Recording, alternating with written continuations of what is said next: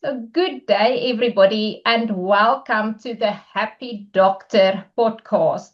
Now, today is a special episode because it is the first interview where I will be interviewing leaders to better understand the interconnectedness between their personal well-being, their success, and their leadership journey.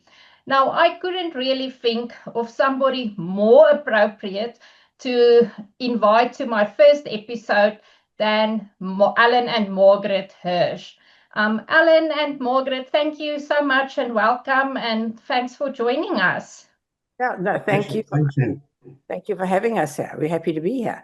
Okay, thanks. Yes, and you are obviously in the US, so so that makes it even more special. Now, I don't think there's any or much introduction needed, but I think just to give you a short bio. So starting with just 900 Rand in their bank accounts, Allan and Margaret Hirsch founded Hirsch's Homestores in 1979. So that was also when I was born. And at the time, Allan was an appliance repair technician and Margaret worked as a secretary. Today, Hirsch's has grown into the largest privately owned home appliance retailer in South Africa, boasting a turnover exceeding 2 billion and operating 19 branches and concept stores around nationwide. As a testament to their enduring partnership in both business and life, Allan and Margaret also recently celebrated their 54th wedding anniversary. And congratulations, what a huge milestone.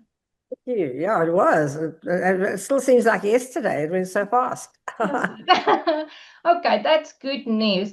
So let's delve into the questions that I would like to ask you. And I think I want to start off with just understanding, how do you personally define happiness, and how has that definition evolved throughout your leadership journey?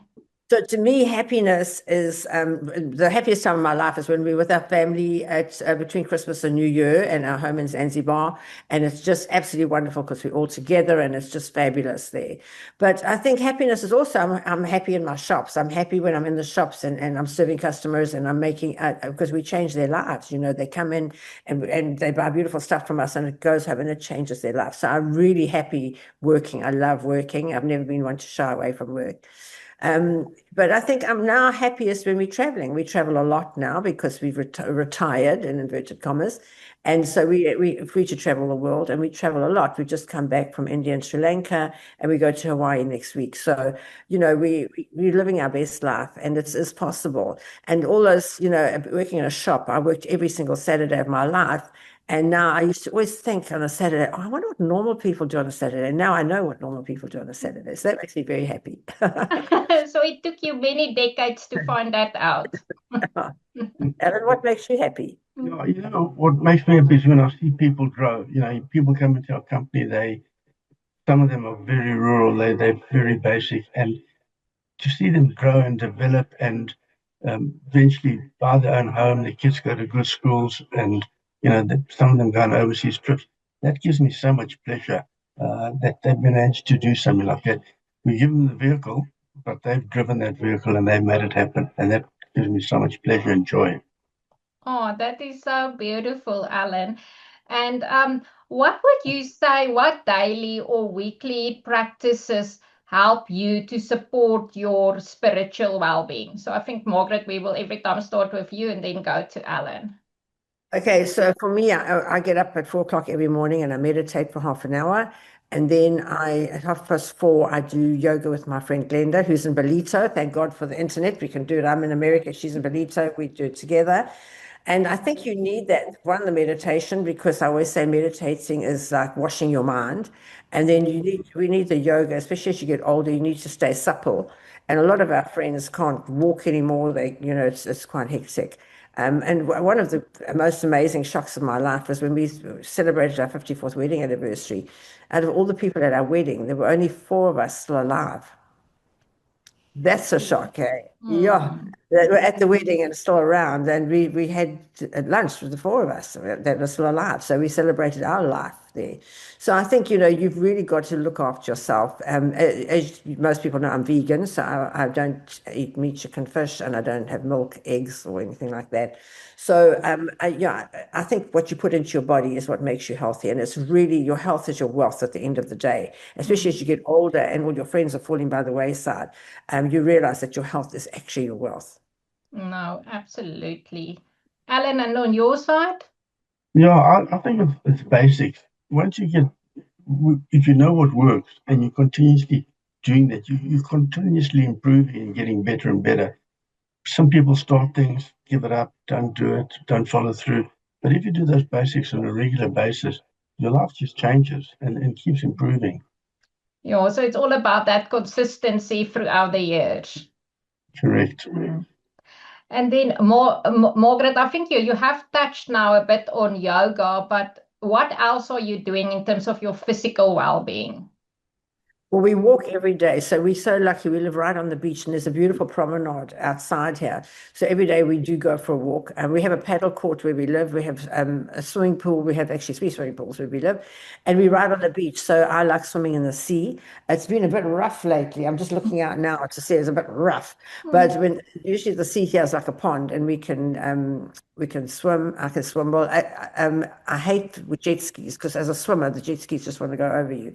So Alan's got a kayak, and then when we're in Zanzibar, he paddles next to me. I swim in Zanzibar. I swim from our beach to the reef, and it's a kilometer, and it's a kilometer back. So I swim 2 kilometers a Oh. day.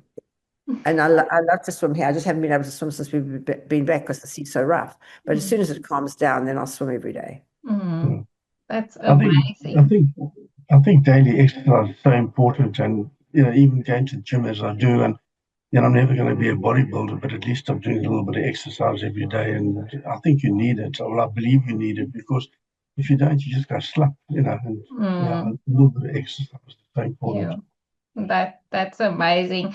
And then what about intellectual well-being? Margaret, I know you have recently still completed your MBA. So tell us a little bit about that. So yeah, I did my MBA, and then when I came to America, I had to do my property degree, which I did, and I wrote it here at Florida Atlantic University. I wrote the final there, and I got my certificate. And so now, then I had to work for a boss for 2 years, which I've done, and now I'm working on my broker's degree, which I just started actually on Monday. And it's very difficult. And I'm just having to do a course on Excel now because I've got to get my Excel up to speed to be able to, because it's all like money and accounting and that. So, yeah, I believe in never-ending learning. I learn all the time. I'm an avid reader as well, but I only read nonfiction. I don't read fiction at all. And yeah, and this doing this degree now is really taking me way out of my comfort zone, I have to tell you. And I think that's where you've got to get out of your comfort zone to be able to get ahead and do that. But what we also do is at our stage now, we're teaching the other people. We're teaching, the people at work, at our staff, and I have women's groups where I help women to help start their businesses. So yeah, we're at the stage. I always say you start off your life, you learn, then you earn, and now it's our turn to return. Oh, that is beautiful. I love that. Allan, on your side? Well, I don't know if you know my history, but I mean, I failed 4 times at school, and I left grade 9 as it is today, and learning, like studying like Margaret do, is not my thing, but learning every day to me is important. I read a lot, I listen to a lot of audiobooks, I find things of interest, and I keep growing my mind. I might not end up with a degree, but I consider myself to be quite learned in many areas that I specialize in. Yeah, Allan, I think definitely if I think about your journey and where you came from, I think you definitely are the perfect example of showing that everything is possible. So You yeah, know, so I think that's amazing. it's all about believing. Once you believe, it's amazing what you can achieve. Mm. Yeah, now I agree with you. And then, yeah, I think, like I mentioned, with you two being like in such a successful couple and in business and still kind of like in married for so many years, What would you say in terms of relational well-being? What practices do you do there, Margaret? Well, you've always got to give before you can receive. And I think that's where a lot of people go wrong. They'll tell you what I want. I want a husband and I want him to have these attributes and I want him to have this much money and I want him to look after me and pamper me and that. But, you've always got to give before you can receive. And I always tell my husband he's the best looked after man in the world because I look after him completely.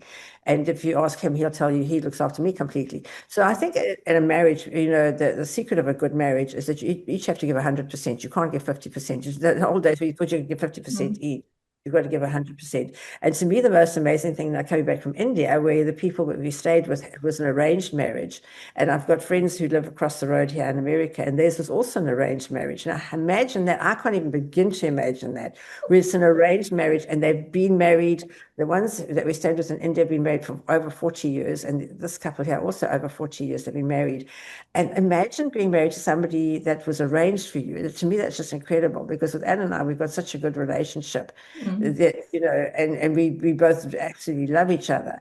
Whereas imagine just, I can't even conceive such an idea, but it's worked for them. It works for them. Yeah. Yeah, no, I guess if it works, it works. Allan, on your side? Yeah, I keep telling the story that a few years after we were married, we went to a friend's wedding, and the minister was like a comedian. And he said something that marriage is like bliss and blisters. You want the bliss, you got to have blisters. And like marriage is hard work, but geez, is it rewarding when it comes right? It's like anything in life, you've got to put the effort in to get the result. I mean, so many friends of ours that have been divorced and remarried and re-divorced, and it takes effort, it takes hard work, but it's worth it. But yeah, I think congratulations on your exceptional journey. And then what about your emotional well-being, Margaret? Well, I'm a strong person and I teach women to be strong. That's what I do. That's my whole focus. And if you look at Hirsch's, the women that we've got there are really, really strong women. You will never find stronger women than you find at Hirsch's because I've taught them all. And right from, my domestic worker who now owns her own home in Edenvale and drives a beautiful new car, it actually pays them. And women can do so much. And I think for me, if you just know I am enough and I can do this, and for me, I love teaching women and I love getting women from, especially the subservient woman who's been at home and, had to say yes, boss, no boss all their life, to being strong and getting out there and being able to do things for themselves and be their own person. Because my goal in life is to make every woman financially independent, because a financially independent woman can make her own decisions. She can live where she wants, with whom she wants. She can educate her children. She can pay for her own house, car and everything. It's so important as a woman to be financially independent. And that's what I do. I teach women to be financially and emotionally independent, because if you're emotional about everything, life is a business. You've got to run it like a business and you've got to run it right. And you can't start getting emotional about, he loves me. No, he doesn't. He gives you a clip every Friday. And that's not what it's all about. No, that is so true, yeah, and I totally agree with you on the financial independence. I think if more people can be financially independent, it will change so much, not only in South Africa, but worldwide.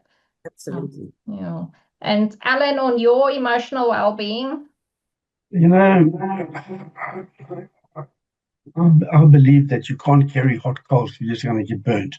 So I've got an anchor. Now, I don't know if you know what an anchor is, but I've got this amazing memory of our family together on this very, very special day. And when something comes along which I don't like or don't enjoy, or something that like trying to put me down, if this thumb, you can't see it, there it is there, touches that knuckle, I have got to smile, because I just anchor this amazing feeling inside me again, and I let that emotion go, and I just carry on. Because, in business, when you're working with people, some people can be rude, they can be insulting, but the next customer, you can't take that to the next customer. You've got to be like, welcome to the store, So don't carry hot coals, you get burnt, and just move on. So I just keep moving. Yeah, and I think especially in your industry with dealing with customers all the time, and I mean, you cannot let your personal issues impact on how you feel or how you deal with the customer. So I think that is so important, that you really have a strong sense of your emotional well-being. And then Margaret, you touched now on how you are teaching other people to be financially independent, but what did you do in terms of your personal financial well-being? Well, it was very, very simple, because when we got married, I said to Allan, I'm really good with money, and I just think I should handle it, and I always have, and I did it very well. So to me, it just, I knew I was born in a family who saved. We always saved, and we always saved our money, and we never spent it. So I teach all the stuff. With every 100 Rand you earn, you've got to save 10 Rand. You've got to invest 10 Rand. And you've got to give 10 Rand to charity. Now, the first thing they said, well, they'll try and save 10 Rand, but they never do. And then they say, invest, but I don't even know how to invest. And I say to them, you've got to know how to invest. When you've only got 10 Rand, because you can't wait till you've got $1 million and you don't invest that, you make a mistake. You start investing little bits of money and see what works for you. So I tried the stock exchange, which didn't work for me. And then I tried property, which worked for me. So for me, you've got to try something, try investing. And then you've always got to help others, because there's always others worse off than you. And I don't believe in giving money to other people, but I always help others. And we start out with our ladies who want to start baking. We help them with stoves, and the ladies who start crocheting, we help them with all the stuff that they needed. And the ladies who started breeding, we help them. So, we help others to get ahead. And we've, luckily now financially independent, we can help others, and we do. And I only help others who want to help themselves. I don't help somebody just sits with their hand out. But if they really have an idea and they want to help themselves, and I think it's going to work, then I do help them. And that's what we do, and it really works. So I think and it teaches you to be a leader, because you know what works and what doesn't. You know the type of people you've got to work with that are going to make the whole thing work, or those that just haven't got a clue and just mess it up. So yeah, and we teach them, and we guide them, and we really help them. And we started so many businesses in our lives, and the people are really successful, from everything from our drivers to our technicians to my hairdresser to everybody. I love starting businesses, and I really believe in family businesses, because if you work together as a family, and also it's no good working your whole life. You have two options. When you work your whole life, you either end up with a little bit of money, which you've got to make last your whole life, or your children, have you got something to leave to them? Are they going to be financially independent as well? So a family business to me is the way to go. And as South Africans, I think we're naturally born entrepreneurs, because we are fearless. And there's so many businesses in South Africa that are family businesses that go from generation to generation, and it just keeps the family going. No, I love that. And I think that there's that important thing of the more you have, the more you can give.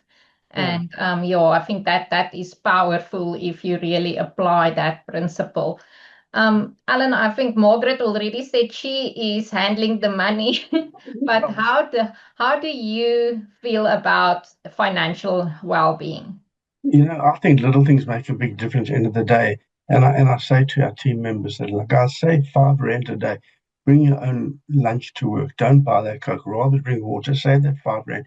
And you do that every day. In 20 years' time, you'll have R1 million. But little things make a big difference. Just look after the pennies, and the pounds look after themselves. So, although Margaret looks after the money, someone's going to look after Margaret. Yeah, and I think like in that is quite a job on its own. Yeah. And then I think you have shared so many kind of like in practices and things that you are doing to look after your personal well-being. But how would you say, how did your personal well-being contribute to your success story over the years, Margaret?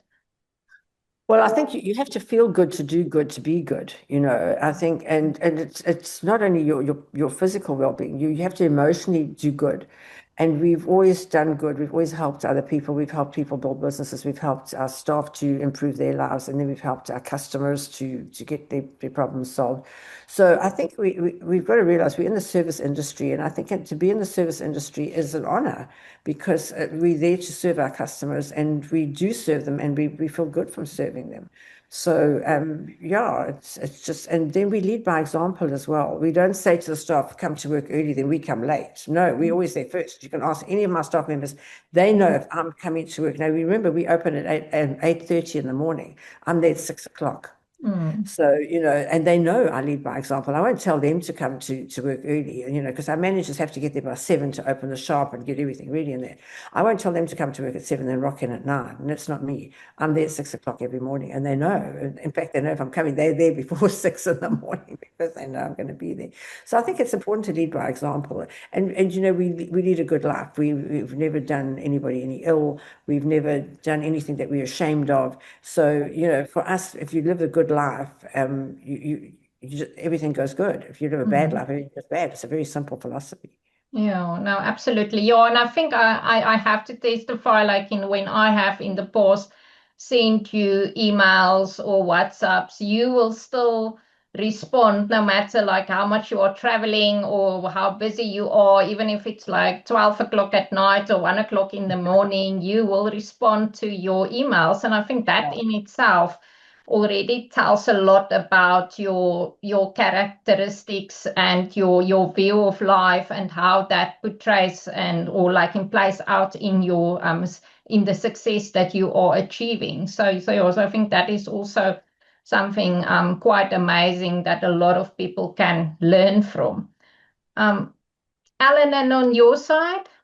Yeah, I just believe if you grow people, it's important. You put energy into other people, not so much yourself. And the more you give them, the more comes back to you. So I really believe in looking after people and trying to see people grow. To me, that's so important. No, I love that. And then would you say there, Margaret, that you have noticed any connection between your personal well-being and leadership, both leading yourself as well as leading others? Well, look, leadership is something that you've got to grow yourself all the time. So we're continually doing courses. We've done the Anthony Robbins course 3 times. We've done his Date with Destiny course. I trained with Robin Banks. I follow all the great leaders. We trained with the great Wayne Dyer when he was still alive. I trained with Louise Hay when she was alive. So, we continually training. We've done the Disney course. I don't know if you know, there's Disney University where you can go to university here in Disneyland and learn how to do things. So we're continually improving ourselves, our mind, and we pass that information that we learn onto our staff. We don't just keep it to ourselves. We teach them. So every single day, we have a meeting with all our massive staff, and then we teach them something every single day. We teach them some motivational stuff. We teach them how to handle money. We teach them how to look after themselves. We teach them all sorts of things. I always say I can teach them, I can't make them learn, but we give them the opportunity to learn, and a lot of them do. We have amazing success stories. Oh, that's beautiful. Allan? Yeah, just repeat the question. I got carried away listening to Margaret, sorry. Yeah, now I just want to understand, do you think there is a connection between your personal well-being and your leadership journey? Definitely, because, as I learn, I share. So, and, although I haven't got a university degree, I'm continuously learning, and I believe that gives you so much confidence that you start sharing it to other people. And to me, it's just to give is like really special for me. And when I see the people growing that I've given to me, it's like, wow. It's like, Yeah. a reward. Yeah. Yeah, and I think if I listen to your responses, I can hear a lot about servant leadership there, that it's not always about the authority and you are Allanish up here. It's all about like in serving people and helping others to really make the best of their lives as well. So yeah, that is absolutely amazing. Then I think a very important question that a lot of people listening to this and also who have followed your journey would definitely like to know, how do you manage stress and how did you prevent burnout over the years? Because like I said, Margaret, I know you are always on the run. So how did you manage to to keep your stress levels down throughout the decades? So I believe that stress is fear, and fear is false evidence appearing real. So the only reason you stress is that you're fearful. You think you can't do it. You think it's too much, or it's too difficult, and blah, blah, blah. So if you just first of all, you have to have confidence in yourself. And I mean, when you see what we have been through, we've been through everything: fire, flood, looting, you name it, we've done it. So it's no good getting stressed over it, because then if you're stressed, you're just fearful, and fear is the only thing that will hold you back in your life. And so if you just realize that no matter what comes to you, and I'll just give you an example, when they looted our shops in KZN in that bad time, I mean, they went into our massive shop, they cut through all the guards and the burglar guards and the doors and everything. They wrecked our shop in like 4 hours. It was completely flattened and burnt to the ground. And they said it would take 2.5 years to build it up and get it up and running.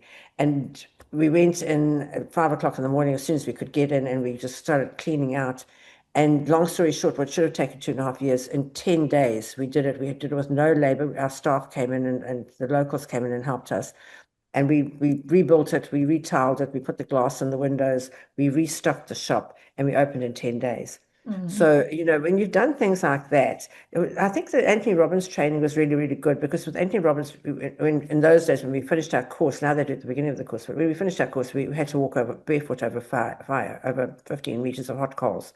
So when you've done that, you actually realize that you can do anything, and you realize that your mind is strong. And if you can control your mind, you can do anything. And I think that's sort of done that. Now, everybody has a big fear. My big fear was walking. I can't bear glass and things that cut. So then my big fear, you have to reach your dreams, you have to face your fears. So with my friend Yael Geffen, she said to me, we're going to walk barefoot over glass. I said, I can't do it. I can't do it. I walked over fire, but I can't do the glass. She said to me, you're going to do this. And in front of a whole lot of people, I walked barefoot over this long thing of glass. So, it's things like that that really show you that you can do anything. So when something comes at you, I can do this. I mean, I've done it before. I've fixed a store that was looted. I've walked over hot coals. I've walked over broken glass. I can do this. And so you just realize that you can do anything. You just it takes a lot of effort and a lot of hard work. And I think that's what people don't realize. They think they can work hard for a little bit and then they can sit back and do nothing. But that's not your life. Your life is not a destination, it's a journey. So you just have to keep on with the journey. And the journey is something that you work at every single day. And I still get up at 4 o'clock, and I still go to sleep late at night, because there's so much to do in the day. Yeah, I must say, I still remember those videos and photos of you being in the shop there, trying to clean up with the brooms and everything. And I think there leadership comes in again, because you are not just standing back, you are in it, and you are helping yourselves to kind of clean your stores and get your stores back up running. But that was a terrible time. And I think to just survive those kind of things, it says a lot about the way you handle stress, your resilience that you've built over the years. So that is I think we can really have a lot of respect for that. Allan, how do you manage stress? I think I've touched on it already, is I don't let things worry me. I use my anchor, I let things go, and I move on. In the early days before I found this tool, I mean, I used to go into the warehouse when I was around, and I'd shout and I'd scream and I'd try to get all the frustration out of my body. But since I found an anchor, it's so much easier. And I just let it go. It's not going to help me holding on to it. Just let it go. Like they said, whatever you usually worry about, that usually never really happens. So true. Yeah. So it's again all in the mind. That's right. Yeah. And then I think we have touched on it. I mean, you've been married for 54 years, which is in itself a huge achievement. But what would you say from a marriage and a relationship point of view? I think you have touched a little bit on it. What would you say? What is the one winning formula for you, Margaret? Well, I think that I was saying you don't have to attend every argument you're invited to is a great thing, because and we try not to argue. We don't actually argue. We don't fight at all, because fighting is trying to get somebody else to do what you want them to do. And that's not your job in life. Your job in life is to do what you've got to do and to run your journey. You can't run somebody else's journey for them. Although we run our journey together, we're each completely different. As you can see from both of us, we're completely different people. So we stick to what we're good at. So I'm good with the money and with organizing and that type of thing. Allan's good with people and with fixing things and, and knowing that technical side of it. So in the beginning, we both tried to do everything and it didn't work. So then we separated it out. And this was my scope of influence and this was his scope of influence. And we tried not to mix the two. So he didn't dabble in mine and I didn't dabble in his. We both did what we were good at. And so we could go forward together. And that's how we made it work. But I think the whole thing is an argument is trying to convince somebody to do what you want them to do. And they don't have to do what you want them to do. You must do what you want to do. They must do what they want to do. And hopefully you both end up going on the same path. Yeah, and I think what an important thing there, what you said as well, is to also be able to let go, to know kind of like, I cannot control everything, kind of like in what Allan is good at, leave him to do what he's good at and don't try to interfere there. So, and I think that is something that a lot of us can learn from because that's not an easy part. No, you spot on there because in the early days of Hirsch's, when we started working together, we used to fight because, I would do this and she'd do that. And we kept bumping heads until we drew that line in the middle. You do this, I do that. You specialize in your area, I specialize in my area. And we work together in the same direction on separate paths. And we meet when we get home. And it's since we found that out, it's been such a pleasure. As Margaret says, fighting doesn't do anything. Like, let it go, move on, do what you're best at, and let Margaret do what she does best. And if you don't like it, if she's doing her best, it's good enough for me. I love that. Thanks for sharing that, Allan. I think like you mentioned now that you all kind of like in semi-retired and you've started to hand over to the children to take over the reins. But what would you say, what does life look like for you after Hirsch's? Well, I think Hirsch's is in our blood. I think we'll die still with our boots on at Hirsch's. But as you say, our children have taken over and we've got an amazing management team who've taken over and who run it incredibly well. In fact, they've done so well. They've literally doubled the turnover since you got your bio. So, I mean, I tell you, they've done very well. They've done very, very well. And we continue to open new stores. Our new store's opening in the Cape at Kuils River at a place called Hassendal, which should open in June, July this year. They've started building already. And so we continue looking for new stores. We were going to open in Nelspruit, but that didn't really work out that well. So now we're looking at other areas of South Africa where we can open stores. And so our business will continue to grow, and it'll always need us. There's no substitute for experience, because although the youngsters have got all the degrees and all the knowledge and everything, they still come to us, and we still have to guide them a lot of the time. So we do that, but we do travel a lot. As I said to you, we just come back from India, Sri Lanka. We go to Hawaii at the end of the month. In May, we go to my friend Vanessa in Portugal. We're going to Allan's nephew in Israel. We then in August, Faye and Shane, who work with me, are coming out. We're going to take them around America. And then in September, we'll probably go to Iceland. And October, we come back to South Africa. I come back for the crowning of the new Mrs. South Africa at the beginning of November. So I'm still involved with Mrs. South Africa. I love my Mrs. South Africas. They are so fantastic.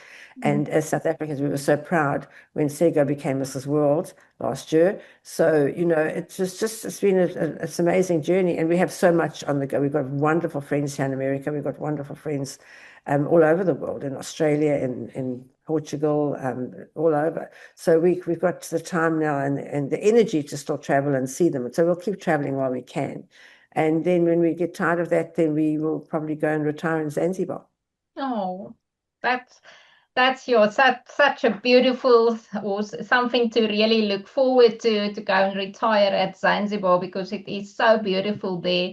But Margaret, I think what a very important thing that you said there is, with all of your travelings at your age and what you still am able to do at this age. And I think that definitely proves that if you didn't look after your health and your fitness and your mental well-being and your relational well-being, you would probably not have been in a position where you can really be healthy enough and strong enough and mentally fit enough to really enjoy life to the fullest now. And I think that is almost what we want to kind of the message for other people, to kind of like in how important it is to look after yourself for many years so that you can at your kind of like in retirement really enjoy life then. So and I'm so happy that you can do it, because I think there's nobody else who would have deserved it more than the two of you. So I'm really happy for you for that. And then Allan, on your side, what would Yeah, well, thank you for that. It's very kind of you. But some people say, looking at the sunset, well, we go to Zanzibar, we look at the sunrise, we're just starting over again. It's Margaret keep been telling everybody for years that I'm nearly 80. Well, next year I will be 80. And to me, 80 is the new 50. So I'm ready to start all over again. Not the business, but just enjoy life. Looking forward to seeing my grandchildren grow. Uh, I love when they play sport and to be there. I'm probably a nuisance to them, but they give me so much pleasure. I don't care if I'm a nuisance to them, as long as I'm up there. And even my little grandson, I went to watch him play cricket, and all these 10-year-olds look exactly the same with a cap on. You don't know who's who. And but he saw me. I wasn't sure which one he was, but he saw that, and he said, they call me Al. Al, I saw you come down and watch me. And to me, that's special. mm. I must say, Allan, you don't look at all like somebody who's turning 80 soon. So, you definitely You see, don't my, look your my, age. my wife keeps me young.